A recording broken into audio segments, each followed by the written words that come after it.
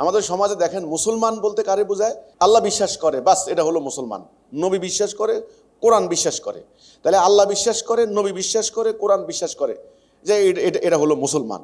আর মোমেন বান্দাকে, মোমেন বান্দা হলো একটু বেটার, 5 ওয়াক্ত নামাজ কালাম পড়ে, দাঁড়িয়ে আছে, বা তসবিহ তাহলিল করে, কোরআন তেলাওয়াত করে, কোনো নামাজ কাজা করে না, জুমার নামাজে যায়, সমস্ত কোনো নামাজ কাজা নাই, উনি হলেন মোমেন বান্দা।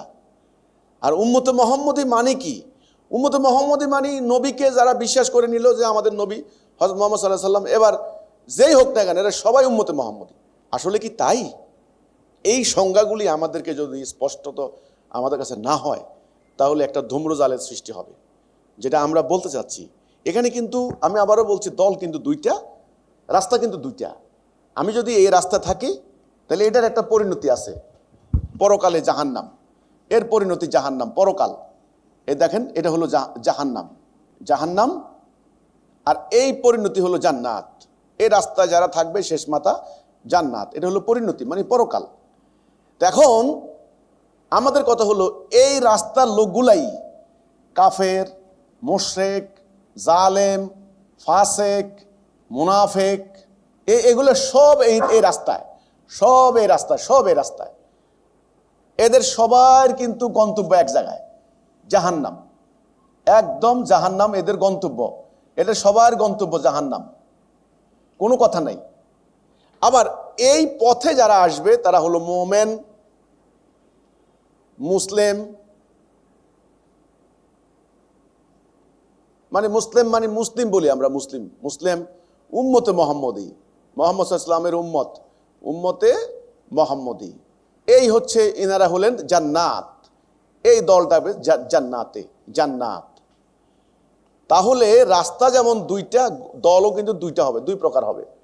তো এখন আমরা প্রথমে, আমি আগে এই কাফের কাকে বলি?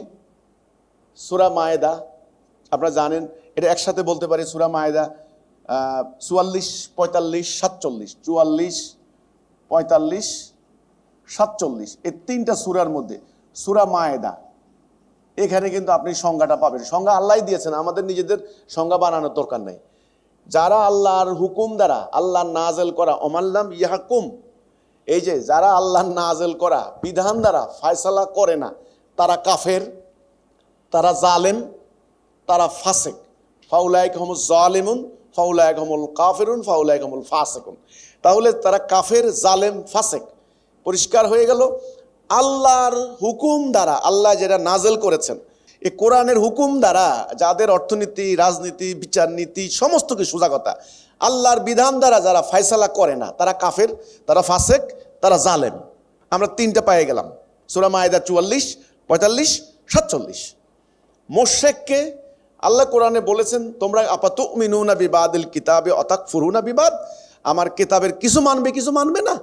যদি এটা করো, তাহলে দুনিয়ার জীবনে খিজিউন ফিল হায়াতুদ দুনিয়া, দুনিয়ার জীবনে ভয়াবহ আযাব, মানে লাঞ্ছনা দেওয়া হবে, এবং পরবর্তীতে মর্মন্তুদ শাস্তি। তাইলে কোরআনের কিছু মানা, কিছু না মানা, আল্লাহর হুকুম, আল্লাহ যেটা নাজেল করেছেন, কিছু মানা, কিছু না মানা, এটা হলো শিরিক। এখন আমরা দেখেন, আমরা নামাজ পড়ি, আল্লাহ বলেছেন, রোজা রাখি, আল্লাহ বলেছেন, কিন্তু আইন, বিধান, দণ্ডবিধি, অর্থনীতি, রাষ্ট্রনীতি সব মানুষের তৈরি। তাহলে আমরা কিছু মানি, কিছু মানলাম না, তাহলে এটা হলো শিরিক। আর মুনাফেককে, মুনাফেক হলো মুখে বলে এক কথা, কাজে আরেক কথা, একদম সোজা। মুনাফেকের লক্ষণ তো হলো আল্লাহ রাসূল যেগুলো বলেছেন, কিন্তু একদম ডাইরেক্ট কথা হচ্ছে, মুনাফেক মুখে বলে এক কথা, তার অন্তরে আরেক কথা, মানে কাজে হলো আরেক কথা। তাহলে আমরা মুখে বলি লা ইলাহা ইল্লাল্লাহ, তোমার বিধান ছাড়া কারো বিধান মানবো না, কিন্তু বাস্তবে, কাজে, প্র্যাকটিক্যালি আমরা কি করি? আল্লাহর বিধান মানি না, মানি ব্রিটিশের বিধান, মানুষের বিধান। তাহলে এর থেকে বড় মুনাফেকি আর নাই। কোরআনে আল্লাহ বলছেন, মুনাফেকের স্থান জাহান্নামের সবচেয়ে নিম্ন স্তরে।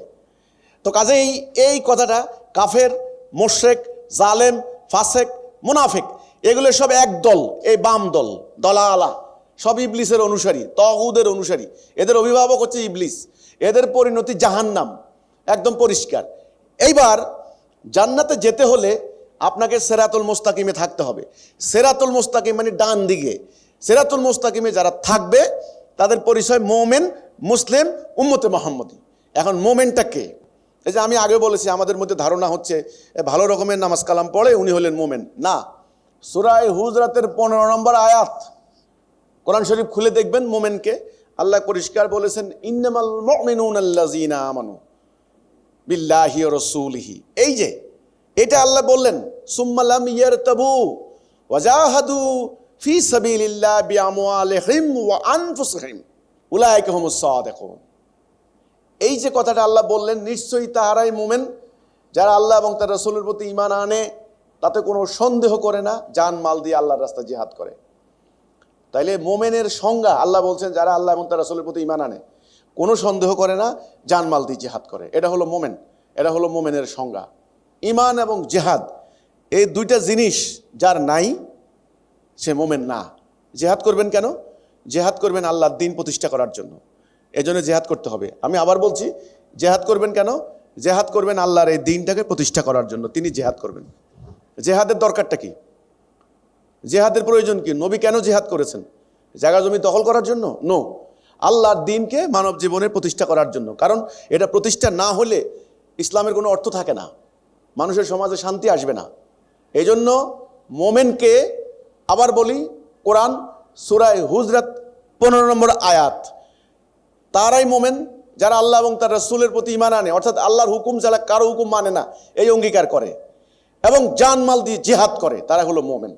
এখন বলেন আমাদের সমাজে যে এই যে মোমেন দাবি করে, এই সংজ্ঞা মোতাবেক মোমেন থাকি আমরা? থাকি না। 2 নম্বরে মুসলিমকে সবাই জানেন, মুসলিম মানে হলো যারা বিনা শর্তে বিনা প্রশ্নে আল্লাহর হুকুমের প্রতি আনুগত্য করে, তারা হলো মুসলিম। কিন্তু আমরা বিনা শর্তে বিনা প্রশ্নে আল্লাহর হুকুমের প্রতি আনুগত্য করি নাই, আমরা মানুষের হুকুম মেনে চলছি, সেই অর্থে কিন্তু মুসলিম থাকে না। এবার আসেন উম্মতে মুহাম্মদী। তাহলে উম্মতে মুহাম্মদী কে? উম্মতে মুহাম্মদী হচ্ছে নবী করিম সাল্লাল্লাহু আলাইহি ওয়াসাল্লাম যেই উদ্দেশ্যে আবির্ভূত হয়েছেন। কি উদ্দেশ্য? সংগ্রাম করে আল্লাহর দেওয়া দ্বীনুল হক প্রতিষ্ঠা করা। সেই উদ্দেশ্য অর্জনের জন্য তিনি যা করেছেন, যারা তা করবে তারা হচ্ছে উম্মতে মুহাম্মদী। একদম পরিষ্কার। হযরত আবু বকর রাদিয়াল্লাহু আনহু ঈমান আনার পর রাসূলকে প্রশ্ন করছেন, ইয়া রাসূলুল্লাহ, এখন আমার কি কাজ? রাসূল বললেন, আমার যে কাজ তোমারও সে কাজ। সেটা কি কাজ ছিল? রাসূল যেভাবে সংগ্রাম করেছেন, খেয়ে না খেয়ে দিনের পর দিন আল্লাহ দ্বীন প্রতিষ্ঠার জন্য জিহাদ করেছেন, সেই কাজ অর্থাৎ মানব জীবনে আল্লাহর দেওয়া দ্বীনুল হক প্রতিষ্ঠা করার জন্য যারা সংগ্রাম করবে ওই উদ্দেশ্য হাসিলের জন্য, তারাই হলো উম্মতে মুহাম্মদী, নবীর উম্মত। ধরুন একটা উদাহরণ দিব, কার্ল মার্কস ওনার উদ্দেশ্য ছিল পুঁজিবাদী সুদভিত্তিক, মানে পুঁজিবাদী অর্থনীতির পরিবর্তে সমাজতান্ত্রিক অর্থনীতি প্রবর্তন করা।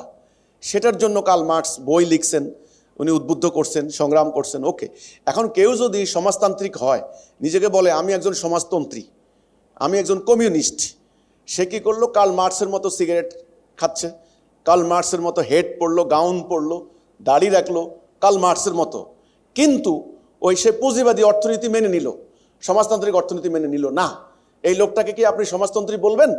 বলবেন না। ঠিক তেমনি নবী করিম সাল্লাল্লাহু আলাইহি সাল্লামের উম্মত হওয়ার জন্য ওই নবী কেমনে দাড়ি রাখছেন ওইভাবে দাড়ি রাখলাম, কেমনে ব্রাশ করছেন মানে মেসওয়াক ওইভাবে মেসওয়াক করলাম, ডাইন কাতে ঘুমাইলাম টাকনু, এলেও মতো মোহাম্মদী হয়ে গেলাম? নো। হ্যাঁ, আপনি সেগুলি করেন নবীকে ভালোবেসে, নবীর অন্য আদত ব্যক্তিগত অভিরুচি আপনি প্র্যাকটিস করেন, অসুবিধা নেই।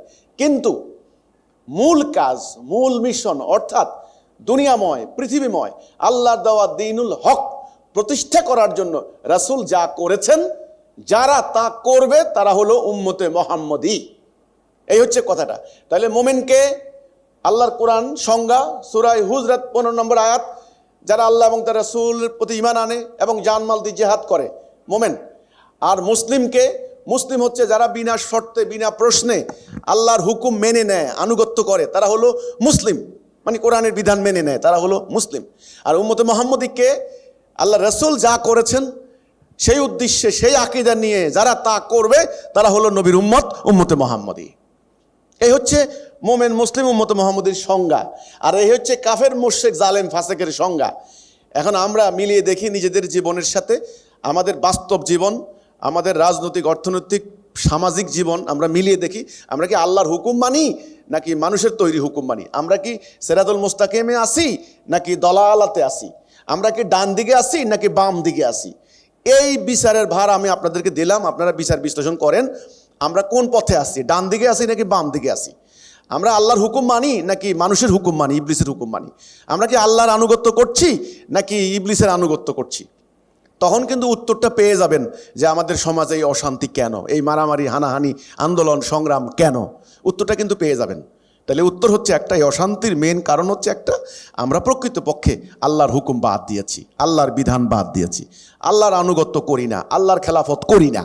পুরো মানব জাতি এখন এই বাম বাম পথে আছে, এই দলালার মধ্যে আছে। সেই কারণে পুরো মানব জাতির মধ্যে হয় কেউ কাফের, মুশরিক, মুনাফিক, জালেম, ফাসিক। এখন আমাদেরকে হইতে হবে মোমেন। এই রাস্তা ত্যাগ করে, এই রাস্তা ত্যাগ করে এখান থেকে এই চলে আসতে হবে, ইবলিসের পথ ত্যাগ করে এই সিরাতুল মুস্তাকিমে আমাদেরকে চলে আসতে হবে। যদি আমরা সিরাতুল মুস্তাকিমে আসতে পারি, আমরা যাব জান্নাতে এবং আমরা হব মোমেন। এ সবাইকে মোমেন, মুসলিম, উম্মত মুহাম্মদী হওয়ার জন্য আল্লাহ তৌফিক দান করুক। আমা তৌফিকি ইল্লা বিল্লাহ। সালামু আলাইকুম ওয়া রাহমাতুল্লাহি ওয়া বারাকাতুহু।